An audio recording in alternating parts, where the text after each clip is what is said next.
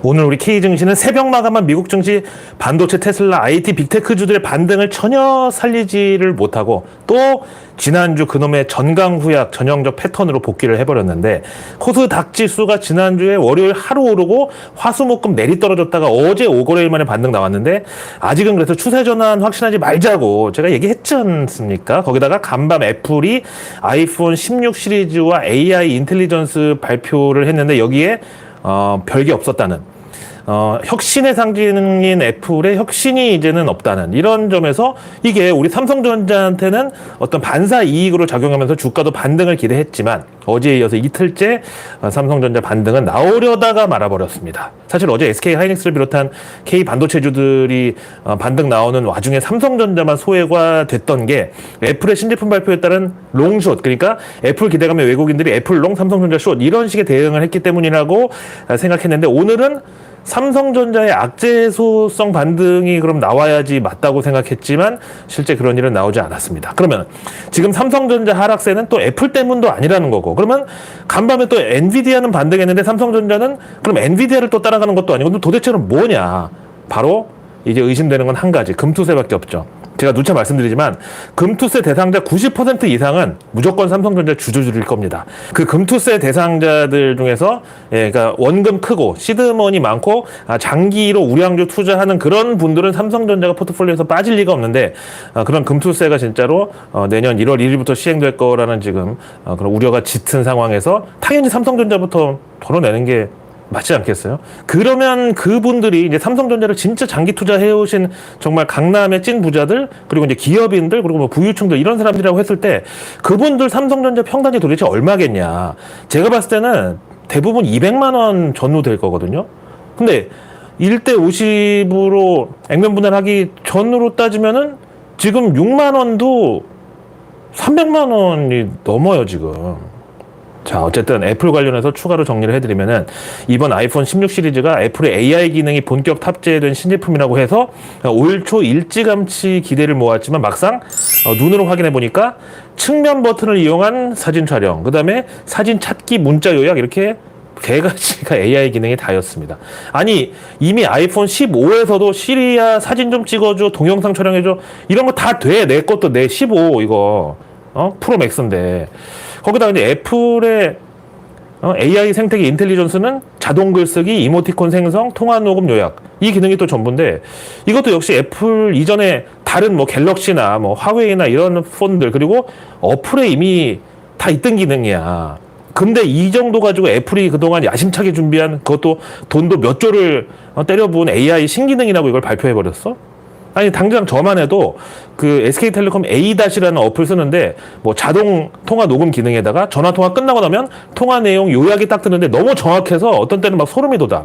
예를 들어서 내가 아정당에다 전화해가지고 TV랑 인터넷 가입 견적을 문의했다. 그럼 그 A-에 내가 통화 끝나고 나서 TV 인터넷 교체 문의, 단순히 가격만 물어봄 이렇게 딱 통화 요약이 뜬다니까요. 그러니까 내 음성을 인식해가지고 내가 진짜로 바꾸려고 물어보는지 아니면 가만 보려는지까지 AI가 이미 다 파악을 한 거야.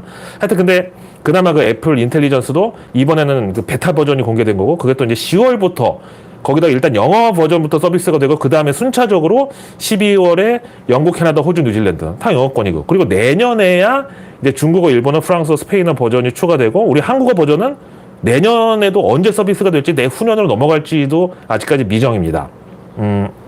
그래서 어제 내일 뉴스에서 전해드렸던 그 애플 인텔리전스가 이번에는 또 살짝 맛보기 시식 코너만 마련하고 결국 10월에는 본격 오픈된다는 그 찌라시라고 했던 그게 지금 보니까 맞았던 거야. 하여튼 이번 아이폰 16 시리즈에 대한 반응은 뭐 혁신의 아이콘인 애플의 위상에 비해서 실망스러웠다 이런 평가가 대부분인데 근데 또 원래 이 애플은 지금까지 딱 그 아이폰 첫 1 시리즈 외에는 그 뒤로는 항상 신제품 공개할 때마다 첫 반응은 혁신이 빠졌네, 독이 든 사과네, 누가 먹다 버렸네, 사과 이빨 자국이 심상치 않네, 뭐 항상 이런 거지 같은 평가가 있었지만 막상 이제 출시 후에 매출을 보면은 늘 또 대박이 나면서 결국 신제품 발표 후 다음 분기 실적에 보면은 예상치를 박살내버린 경우가 대부분이었는데 일단 이거는 저는 두 가지 현상으로 보는데 하나는 그 스티브 잡스가 워낙 애플 신제품 발표 행사에서 존재감이 컸다 보니까 그 뒤로는 아무리 팀 쿡이 뭐 파격이니 혁신이니 뭐 드레스를 입고 나오든 뭘 하든 아무리 파격적인 뭔가로 입을 털어봤자 정작 신제품에 대한 포장이 스티브 잡스에 비해서는 조금 부실하다는 거죠. 거기다 이제 이번에도 역시 어메이징 뭐 판타스틱 어쩌고 막 자화자찬 연락에 입 털다가 탄소 중립까지 얘기 나왔는데, 아니 자기네 제조 단가 낮추려고 재활용 부품 쓰고 그 이어폰이나 충전기 이런 액세서리도 다 빼버리고서 무슨 환경을 위해서 그런다고 그걸 갖다가 덮어 씌우냐고. 사실 스티브 잡스였으면 뭐 본인이 뭐 자부심으로 어떤 자기 제품에 대해서 포장은 잘해도 또 이런 식으로 비양심적인 소리는 사실 안 했을 거거든요. 하여간 요거 하나랑 또 다른 하나가 바로 중국 소비자들의 구매력입니다. 아시다시피 중국 전체 인구 14억 명 중에서 절반이 넘는 9억 명이 한 달 수입 36만 원 미만이라는 통계가 있는데, 그러다 보니까 이제 집도 차도 뭐 꿈도 못 꾸는 그런 대부분의 서민들 젊은 층들이 자기 딴에 할 수 있는 최대의 사치가 바로 아이폰 하나 갖는 거라고 해요. 근데 이제 중국 정부가 작년에 그 중앙정부부처 공무원들 그리고 공산당원들은 아이폰 사용 금지령을 때렸잖아요. 이걸 이제 현재 일부 지자체 공무원까지 확대를 해놓은 상태인데, 이제 뭐 민간인 같으면 오히려 아이폰을 막 못 사게 하면은 그 블랙마켓 암시장을 통해서 어떻게든지 더 구해가지고 사겠지만, 공직자들의 경우는 사정이 그렇지 않단 말이에요. 이게 또 통신사는 당연히 이제 등록을 하고 가입을 해야 되는데 거기서 다 파악되잖아. 그래서 이미 있던 아이폰은 최소한 집에서 이제 애들이나 뭐 가족이 쓰더라도 하여간 공식적으로는 화웨이, 샤오미, 하이엘 이런 걸 들고 다니라는 소리잖아요. 하여튼 그래서 지난번에 중국 직접 그 팀쿡이 날아가가지고 애플스토어 개업식에 참석하고 또 현지 인플루언서랑 딤섬 먹방도 하고 그렇게 이제 공을 들였는데, 어쨌든 이번에는 애플이 결국 신제품 출시 때 반응이 썰렁했습니다. 근데 정작 그 다음 실적에서 보란 듯이 서프라이즈를 내기가 힘들 수도 있는 게, 중국 소비자들의 영향력이 필요한데 이게 예년에 비해서는 조금 부진할 수밖에 없다는 그런 분석입니다. 그럼 결과적으로 애플 신제품 발표에 대한 오늘 새벽 주가 반응은 보니까 그냥 보합. 근데 여기서 확실하게 이제 마이너스로 실망 매물이 쏟아졌어야 우리 삼성전자가 오늘 안도랠리로다가 확실한 반응이 나오는 건데, 오늘 삼성전자는 또 반등에 실패를 해버렸고요. 그럼 이번 애플 신제품 발표 실망에 대한 혜택을 누가 가져갔느냐? K증시 대표 애플 관련주인 LG이노텍도 개장하자마자 실망 매물 쏟아지면서 개박살 났는데, 그래서 하여튼 비록 간밤에 필라델피아 반도체 지수를 비롯해서 엔비디아, 브로드컴 이런데 반등이 나오긴 했지만, 이번에 애플이 그 AI 버블 우려를 또 자극한 게 우리 K증시에는 다시 악재가 되지 않았나 싶어요. 지금 안 그래도 호재에는 둔감하고 악재만 민감한 이런 우리 K증시 추석 앞둔 투심에서 이 애플의 AI 실망이 또 한 몫을 거들었죠. 그 와중에 어제 내일 뉴스에서 미리 전해드렸던 대로 오늘 화웨이가 간밤에 그 애플 아이폰 16 시리즈에 몰린 전 세계인의 관심을 그야말로 그냥 접어버리겠다고 세계 최초로 2번 접는 스마트폰을 공개했는데, 일명 트라이폴드 폰, 모델명은 메이트 XT. 근데 일단 실물을 봐서는 그냥 갤럭시 폴드에다 액정 하나 더 붙여놓은 그런 형태고요. 이렇게 점점 늘어나다가 뭐 아코디언이 되든가 아니면 병풍이 되든가, 그래서 진짜로 차례진 할 때 병풍 대신에 대형 화면 그렇게 쭉 펴놓으면 매번 모양도 바뀌고 좋지 않나? 하여간 이 화웨이 메이트 X 트라이폴드 폰 사전 예약에서 300만 대 가까운 주문이 들어왔다고 합니다. 저는 진짜 정작 궁금한 게 여기 들어가는 반도체가 어디 건지 그거 궁금하고, 그 다음에 중국이 과연 스마트폰에서 이제 네임 밸류는 빼고 일종의 이제 블라인드 테스트 같은 걸 했을 때 과연 기능이나 어떤 혁신면에서 애플에 아직도 뒤처져 있다고만 할 수 있을까? 특히 이제 애플의 경우는 아직 한 번 접는 폴드 아이폰도 내년에 출시한다 그래서 삼성전자에 비해서도 지금 한참 뒤처졌는데, 화웨이는 이번에 2번 접는 트라이폴드 폰까지 이게 나왔단 말이죠. 그래서 이제 애플 감성이라는 게, 물론 이제 화웨이가 그 감성만큼 못 쫓아갈지 모르겠지만, 그래서 이제 블라인드 테스트를 만약에 해본다고 한 거예요. 그랬을 때 과연 아직도 중국 스마트폰은 멀었다라고 할 수 있냐.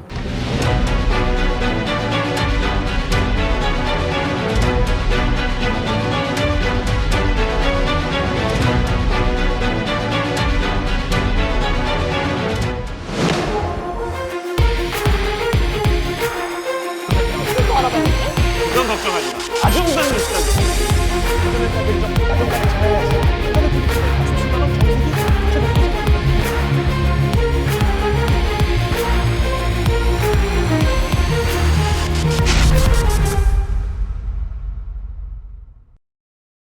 그 다음에 이제 오늘도 그놈의 에코프로 그룹주들이 코스닥에 똥물을 튀겼고, 또 LG 에너지 솔루션이 어제 급등하고 하루 만에 이 A자형 반락을 나타내는데, 먼저 K2차전지 관련해서는 유럽의 LG 에너지 솔루션이라고 하는 유럽 최대 전기차 배터리 제조사 노스볼트가 구조조정을 통한 감원과 스웨덴 공장 가동을 일시 중단 들어갔다고 발표했습니다. 이유는 배터리 수요 부진으로 인한 유동성 부족을 막기 위한 것이고 또 캐나다를 비롯한 해외 공장들의 건설 계획도 조만간 수정해서 발표하겠다는 입장입니다. 당연히 이제 미루거나 줄이거나 뭐 둘 중 하나지 아니면 둘 다거나.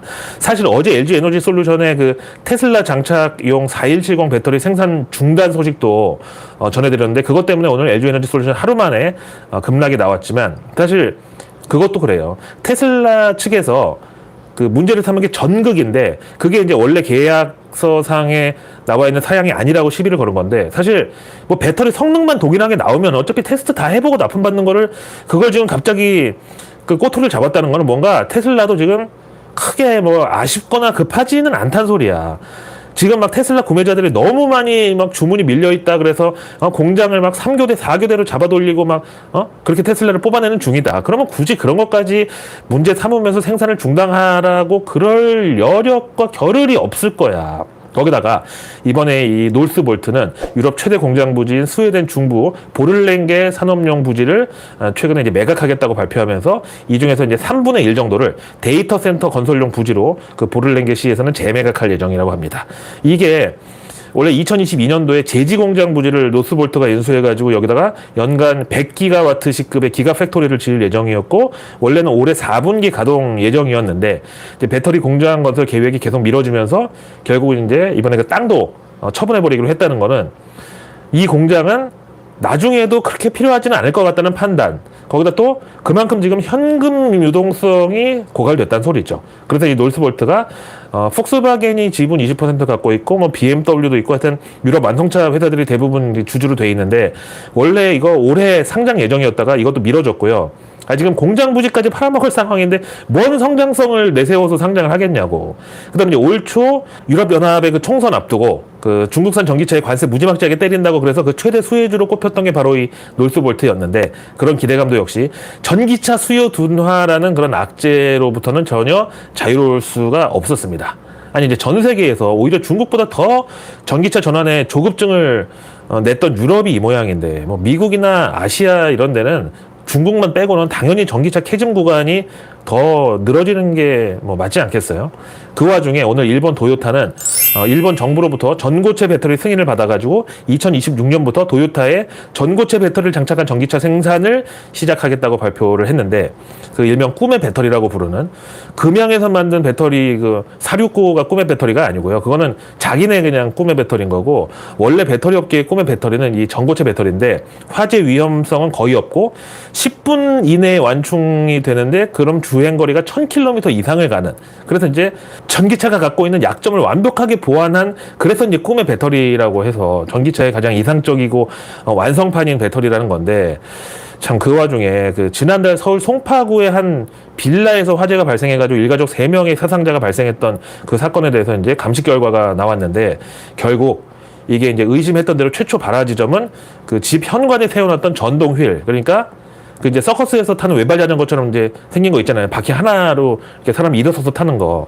거기 리튬 배터리에서 이제 불이 나면서 이게 현관문 앞에서 불길이 번지기 시작하니까 그게 이제 대문을 불길이 막아버리니까 안에 있던 세 식구가 탈출을 못 해가지고 배터리가 그 연소되면서 나온 유독가스를 가족들이 마셔가지고 어머니는 현장에서 가셨고 자녀 둘이 이제 의식불명으로 병원 갔다가 결국 이제 며칠 뒤에 어머니를 따라갔다는 그런 이제 소식이 있었습니다. 그래서 이제 리튬 배터리는 제가 봤을 때는 앞으로 아무리 뭐 보완이 되더라도 결국은 임시 버전이 아닐까. NCM 배터리의 경우는. 근데 또 여기에 대해서 법적 공방이 또 막 가열될 것으로 예상하는 이제 전문가들도 많은데 과연 이게 전동 휠 제조사 책임인지 아니면 배터리 제조사 책임인지 또 그것도 아니면 판매할 수 있도록 승인을 내준 정부의 책임인지 이게 이제 뭐 법적으로든 상식적으로든 사실 쉽지 않은 문제입니다. 예를 들어서 어떤 사람이 샌드위치 먹고 배탈 났어. 근데 그 샌드위치 안에 뭐 계란, 참치, 햄, 양배추 같은 재료가 한 뭐 7, 8개 들어가는데 역학조사 해본 결과 햄이 상했다고 나왔어. 그렇다고 그걸 과연 그 햄 납품하는 식자재 업체에다가 책임을 물을 수 있냐 이거죠. 그러다 보니까 지금 완성차 업체들이 더 급하게 막 움직이고 있는 게 당장 오늘만 해도 현대차에서 실리콘 고무를 전기차와 배터리 연결하는 고전압 케이블에 코팅을 하는 기술을 적용하겠다고 발표했거든요. 근데 이 실리콘이 뭐 딱 봐서는 그냥 말캉말캉한 게 불에 금방 타버릴 것 같지만 이 화재 방지용 실리콘 방호 화재의 경우는 1시간 이상을 불에 안 타고 견디는 데다가 지금 원전에까지 이미 쓰이고 있대요. 근데 이것도 또 민감한 문제인 게 그럼 결국 전기차 배터리는 열폭주로 불이 날 수밖에 없다는 사실을 완성차 제조사 측에서 본격적으로 인정하는 셈이 된 거잖아. 일종의 결함을 인정한다고. 이게 과연 전기차 소비 심리에 어떤 영향을 줄 것인가, 또는 전기차를 타지도 않는 사람에게까지 어떤 반응을 불러일으킬 것인가. 당장 그 청라 그 아파트 지하주차장 그 주민분들은 지금 피부에 막 발진에다가 뭐 정신적 트라우마에다가 난린가 봐. 근데 이제 일가 친척 중에 한 명이라도 그 동네 사람하고 연결된 분들은 전기차 그냥 보기만 해도 끔찍하다고 하겠지. 그래서 이제는 또 아파트 같은 데서 나오는 대책이 전기차의 경우는 지하 말고 반드시 지상에 주차하는 것도 이제 넘어서 아예 전기차 주차장에는 칸막이를 방화벽을 설치해야 된다. 그러니까 우리 그 독서실 책상처럼 그렇게 칸칸이 벽을 세워야 된다는 거야. 아니면 이제 불길이 보통 이제 위로 올라오니까 차 지붕에다 방화벽을 딱 얹어놓는 그런 장치인데, 난 이 사진 보고서 무슨 그 초밥인 줄 알았어. 그 계란말이 초밥 있잖아. 하여간 전기차 주차장에 들어가는 요런 돈을 그럼 다 뭘로 낼 것이며, 이번에 이제 화재가 난 전동 휠을 비롯해서 뭐 전동 킥보드, 전기 자전거, 전기 오토바이, 전기 트럭 전부 그 배터리를 인화성 물질로 이제 특별 관리 대상에 들어가도록 법을 바꾸면 그 비용은 또 세금으로 결국 나가야 되는데, 그러면 이제 여기에 대해서 어떤 사회적 분열과 혐오의 씨앗이 또 되는 거죠. 나는 전기차 타지도 않는데 왜 내 세금이 그런 데 쓰여야 되냐. 그래서 이제 길에 가다가 전기차는 조금만 신호 위반하거나 차선 위반해도 바로 그냥 블랙박스 신고해가지고 인증샷 남기고 뭐 이런 식으로 이제 뭐 차별을 한다든지, 아니면 뭐 사유지 내에는 뭐 예를 들어서 건물 주차장 같은 데 여기 내 땅이니까 내 맘대로 전기차 출입 금지 시킨다. 뭐 이런 부작용들이 또 걱정이 되는 거죠. 러나 반갑습니다. 미국 시간 화요일 밤에 정말 그 인구 3억 2천만 전 미국인들이 기다리는 이벤트가 하나 있는데, 바로 이게 해리스 대 트럼프 대 해리스의 첫 TV 토론입니다. 현지에서 동부 시간 밤에, 그러니까 모든 사람들이 다 귀가하고 집에서 온 가족이 TV 볼 수 있는 시청 시간대에 이걸 편성을 잡아놓다 보니까 우리 시간으로는 내일 수요일 오전 10시. 근데 또 하필 우리 K증시 개장 후 1시간 제일 그 바쁠 시간에 잡혀 있는데, 일단 저는 이번에 그 두 사람이 공통적으로 그러니까 공격할 대상이 바로 중국. 그리고 두 사람이 정반대 입장을 나타낼 게 바로 친환경 에너지랑 그중에서도 전기차. 그리고 이제 각자의 어떤 개인기가 돋보일 분야는 바로 AI 인공지능이라고 봅니다. 이 중에서 현직 부통령인 해리스가 좀 생색 정보통을 추가할 법안이 오늘 바로 미국에서 통과됐는데요.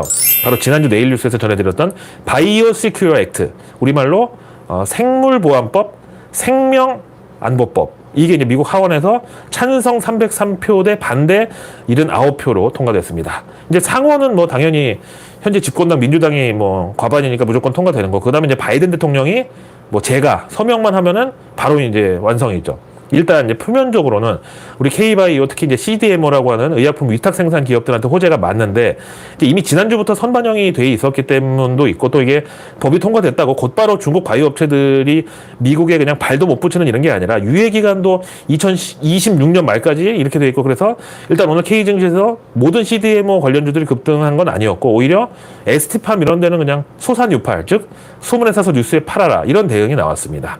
하여튼 오늘 K증시 유일하게 강세를 나타낸 테마는 바이오, 그중에서도 위탁의약품 생산 이쪽.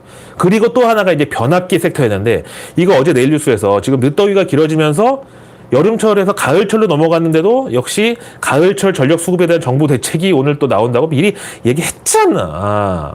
이거는 이따 외국계 리포트 시간에 다시 정리해 드릴게요. 근데 역시 전력 송전 변압기 스마트 그리드 이쪽은 이제 드디어 이제 떨주 몰팔의 그 시기가 저는 왔다고 생각합니다. 하여튼 이 K증시에서는 절대 장기 투자다 장기 상하고 가치 투자다 가치 망하고 무조건 어느 정도 수익 났으면 팔아야 돼. 거기다가 뭐 조금 수익 더 보겠다. 그리고 뭐 개미 털기 구간이다 버티고 그러다 보면 나중에 결국은 말로가 또 비참해집니다. 원래 이 주식시장이라는 게 뭐 한국이든 미국이든 일본이든 소련이든 하여튼 모든 재료를 우선하는 게 수급이라고 하는데, 특히 이제 K증시의 경우는 대형주든 중소형주든 뭐 비만주든 한민관주든 하여간 다 테마주야. K 증시에서는 우량주 같은 게 없어. 그래서 이제 다른 건 다 필요 없고 온리 수급이 전부다. 아니 네이버 같은 데 보세요. 올해 그 2분기 영업이익 저번에 나온 게 사상 최고치를 찍었는데도 주가는 코로나 때 대비 반토막이야. 그러니 결국은 개인들이 몰려든 곳이면 항상 수급 과잉으로 그런 버블이 생기는 거고 그 이후에 나오는 결과는 매번 똑같이 끔찍합니다. 다만 이게 이제 업종별로 돌아가면서 나름 뭔가 이제 꼭 선택의 기회를 주는 것 마냥 그 두세 종목씩 이제 꼽힌단 말이야. 뭐 신만전자, 네이버, 그다음에 신라젠, 신풍제약, 그다음 뭐 NC소프트 하이브, 그다음에 LG생활건강, CJ 뭐 이런 식으로. 근데 최근에는 에코프로 금양 이런 식으로 계속 이제 뺑뺑이를 잡아 돌리다가 결국 수많은 개미 무덤을 양산하는 건데 특히 우리 이제 한국 사람처럼 어떤 그 교육이 획일화된 교육을 받고 자란 분들 특히 이제 기성세대는 이런 데 취약할 수밖에 없습니다. 그냥 뭐 남들 따라가는 게 제일 안전하다는 이런 식의 뭐 가치관 그리고 아유 그래도 대기업 유명 브랜드는 중간은 가겠지. 그리고 뭐 재벌이 망하겠어? 이런 식의 판단이 K증시에서는 그냥 그 마바라들 주식 장사치들 그리고 책팔이 약팔이 강의팔이 회원가입비 팔이들의 먹잇감이 될 수밖에 없는 거예요. 거기다가 또 요즘은 마바라들도 나름 업그레이드를 해가지고 거기다가 국뽕이나 어떤 공공의 적을 또 설정해서 약을 팝니다. 그게 바로 주식 전문가와 이제 사이비 교주의 결합이 된 거고 그럴 때 이제 또 키워드를 갖다 붙이는 게 뭐 뻔하잖아. 숏 스퀴즈, 바인딩 예약, 빅뱅 폭발, 뭐 누군 고수고 누군 하수고 정말 저렴하기 짝이 없는 그런 조약한 선동 문구죠. 그딴데 그걸 좋다고 넘어가는 분도 사실 본인의 수준을 의심하고 반성해야 되는데 사실 뭐 선의의 피해자라는 것도 뭐 있는 거니까 하여튼 그딴데 한번 빠지면 나중에 정신을 차리고 봤을 때 이미 내 호주머니 빵꾸 나 있는 거야. 그런데도 꼭 그런 마바라들이 지가 찍은 종목이 다 날아가고 나서 최후의 변명으로 한다는 소리가 바로 수면제를 먹고 잠들었다 깨어나면 그때 부자가 돼 있을 것이다. 이런 정말 그 월가에서 우리 일사후퇴 때 진짜 100년 전에 월가 원로들이 하던 말 어디서 주워 듣고 그걸 써먹는데 K증시에서는요 수면제를 먹고 잠을 잔다는 거는 얼마나 위험하냐 하면은 거의 인도에서 여자 머리 가발, 긴 머리 가발 쓰고 바지를 무릎까지 내린 다음에 엎드린 상태로 공원 벤치에서 잠을 자는 것과 마찬가지입니다. 생각만 해도 얼얼하네, 씨발. 자, 오늘의 외국계 리포트로 넘어가서 이제 내일 오전 10시에 트럼프와 해리스의 TV 토론을 잘 보고 나면 또 이제 내일 저녁에 미국 CPI 그 소비자 물가지수 8월분이 대기를 하고 있다 보니까 이제 다음 주 FOMC를 앞두고 금리 인하 폭이 0.25%냐 0.5%냐 여기에 대해서 이제 내일 밤에 또 진짜 마지막 힌트가 나오는 건데 ANG 리서치에서는 8월 CPI 헤드라인이 2.5%로 전달 2.9% 상승에 비해서 비교적 큰 폭으로 하락했을 것으로 보고 이제 아시다시피 연준 인플레 목표치가 2%대 상승인데 지난달에 그 2%대로 일단 진입을 했어요. 2.9니까. 근데 이번에 완전히 절반을 뚝 끊고 들어간다는 소리죠. 그런 반면에 이제 식료품과 에너지 비용을 제외한 근원 CPI의 경우는 전달과 같은 3.2%를 예상합니다. 뭐 세부적인 항목으로는 렌트, 그러니까 주택 임대료는 상승세를 이어가겠지만 8월 당시 중고차 가격하고 항공요금 하락이 뚜렷해 보인다. 그리고 여기에 대한 다음 주 그 제롬 파월 연준 의장의 그 기자회견 예상 반응으로는 이제 인플레이션만 보면은 미국 경기 연착륙이 연준의 의도대로 지금 착착 진행 중이다. 대신에 최근에 일시적인 실업률 상승은 이민자 수 증가로 인한 고용 참여율 상승과 같은 공급 관련 요인으로 주도되고 있다. 이렇게는 핑계를 댈 수 있다는 거죠. 근데 실제로 국경이 좀 약간 허술한 미국 저 서부 지역 같은 데서는 진짜 다음 대통령 트럼프 되면 국경 다 막힌다고 지금 뭐 일가 친척 뭐 그리고 뭐 멕시코나 막 저기 쿠바에 있는 이런 그 지인들 빨리 지금 들어오라고 안 그러면 이제 영원히 못 들어온다고 미국에 막 그래가지고 진짜 이민자 수가 엄청 늘어나고 있대. 근데 그런 분들이 고용 참여율도 올리고 그 다음에 어떤 그 임금 인상률도 결국은 뭐 막아놓는 거죠. 자, 앞에 말씀드린 변압기 관련해가지고 맥쿼리 증권이 3분기 K 변압기 업체들의 실적은 계절성을 무시할 만한 진짜 무시무시한 실적을 기대한다. 특히 미국 시장으로부터의 제품 및 지리적 믹스 개선의 유망주다. 거기다 유럽 시장의 경우는 이제 막 그 빗장이 풀리는데 유럽 변압기 시장에서 한국 제품 점유율은 10% 미만인데 올해 가장 강력한 수요와 가격 상승이 나타나는 게 또 이 한국산 이 변압기 코리아 제품들이라고. 그래서 4개 종목 투자 의견 모두 아웃퍼폼 중 시작 수익률 상회. 힘들다. 그래서 목표가 보면은 HD 현대 일렉트릭 47만 원. 효성중공업 46만 7천 원, LS 일렉트릭 28만 원, 산일전기 6만 6천 원 되겠습니다. 그다음 이제 UBS에서 LG화학에 대해서 사측의 최근 주장에 대체로 동의한다. 이게 이제 내용이 양극재 물량은 올해 4분기에 정점을 찍고 내년 2025년 회복세에는 이제 모멘텀이 뭐냐면은 테슬라 상하이 생산 이거랑 미국과 유럽의 CO2 배출 목표 여기에 따라 좌우될 것이다. 그다음에 LG화학의 석유화학 관련 수익은 여전히 하방 압력을 받고 있다. 그럼에도 이제 UBS는 현재 LG화학의 밸류에이션이 매력적이고 배터리 업황 회복을 고려해가지고 LG화학 투자 의견에 매수 제시하고 목표가는 40만 4천 원 콜했습니다. 그다음에 UBS의 원익 머트리얼즈에 대한 분석에서 한국의 메이저 반도체 가스 생산 업체로 꼽았고 현재 매출 상당 부분이 삼성전자, SK하이닉스, 그다음에 삼성 디스플레이에 편중이 돼 있다. 거기다가 D램과 낸드 반도체 가스 판매 비중은 정확하게 50대 50으로 돼 있어요. 그래서 원익 머트리얼즈 투자 의견 매수에다가 목표가 4만 7천 원으로 콜했습니다. 그래서 내일 뉴스는 내일 보면 너무너무 좋습니다. 구독과 알림 설정 그리고 주변의 소중한 분들께 이 내일 뉴스 미리 보기를 공유해 주세요. 그럼 제가 적어도 창피할 일은 없으시도록 아직 나오지 않은 오늘 뉴스도 아닌 내일의 뉴스를 양질로다가 고르고 선별하고 분석해서 여러분들의 안방으로 매일 저녁 배달가겠습니다. 자, 내일은 벌써 한 주의 딱 중간인 수요일이자 추석 연휴 D-3일입니다. 조금만 더 힘내주시고요. 내일 오전에는 트럼프 해리스의 그 TV 토론 그리고 오후에는 미국 CPI에 정신 팔려가지고 이제 내일도 외국인들은 역시 우리 K증시를 좀 소외시키지 않을까 걱정이고요. 일단 내일 아침 우리 K증시 개장 전에 정부가 8월 고용 동향을 발표하고요. 그다음 또 이제 정부 대표단이 추석 물가 수급 점검 현장 방문에 나섭니다. 그리고 내일 산업부는 2차 전지 포럼을 국회에서 개최하고 또 내일이 조선해양의 날이어서 이거 마침 이제 뉴스플로우에 타기 좋은데 친환경 탄소 중립을 맞이한 우리 K조선의 고부가가치 선박 그리고 친환경 선박에 대한 전망하고 성과 이런 것들이 이제 내일 뉴스플로우에 도배가 되기 좋은 이슈죠. 그리고 내일 정부 보도자료가 반도체 첨단 패키징 기술 강국 도약 시도 요것도 지금 예정되어 있습니다. 다음 내일 중국이 8월 차량 판매 데이터 발표 있는데 요거 관련해서 9월 중국 자동차 보험 가입 대수 통계가 나왔는데 이미 1월부터 9월까지의 테슬라 보험 가입 대수가 작년 전체 테슬라 보험 가입 대수를 넘어섰다는 그야말로 이제 서프라이즈로 나왔습니다. 진짜 중국 지금 내수가 엉망이 나는데 테슬라의 질주만큼은 전혀 지치지를 않고 여기 또 방전이 나올 기미가 없습니다. 그 다음 내일 중국의 M2, 즉 광의 통화 8월분이 역시 공개되고 그리고 나면 내일 밤 9시 반에 드디어 미국의 8월 소비자 물가지수 그 CPI가 공개될 예정입니다. 저 듣기만 해도 참 지치네요. 올해 추석은 이제 더위도 아직 안 물러갔지 그리고 추석 연휴 바로 직전까지도 미국 경제지표에다가 엔비디아 주가에다가 하여간 신경 쓸 것도 많고 거기다 추석 연휴 끝나고 이제 K증시 재개장하는 바로 그날이 타필 또 FOMC야 미국에서 아주 그냥 중간에 샌드위치로 껴가지고 그래서 뭐 연휴니까 몸은 편할지 몰라도 마음은 계속 또 좌불안석의 그런 연휴가 될 수 있어요. 그래서 저는 이번 추석 때도 쉬지 않고 내일 뉴스를 계속 전해드릴 예정입니다. 많은 시청 부탁드리고요. 뭐 미국이든 유럽이든 중동이든 그리고 뭐 엔켈인지 짐켈인지 하여튼 그 일본이든 아니면 뭐 왕서방이 있는 중국이든 하여간 우리가 추석 연휴가 아니어서 만약에 주식시장이 열렸다고 하면 조금이라도 영향을 받을 수 있는 그런 이슈가 나온다면 곧바로 빠짐없이 정리 분석해서 유튜브 영상으로 제가 업로드해드릴 예정입니다. 자, 오늘 하루도 정말 고생 많으셨고요. 저는 내일의 내일 뉴스를 또 들고 다시 찾아뵙겠습니다. 고맙습니다.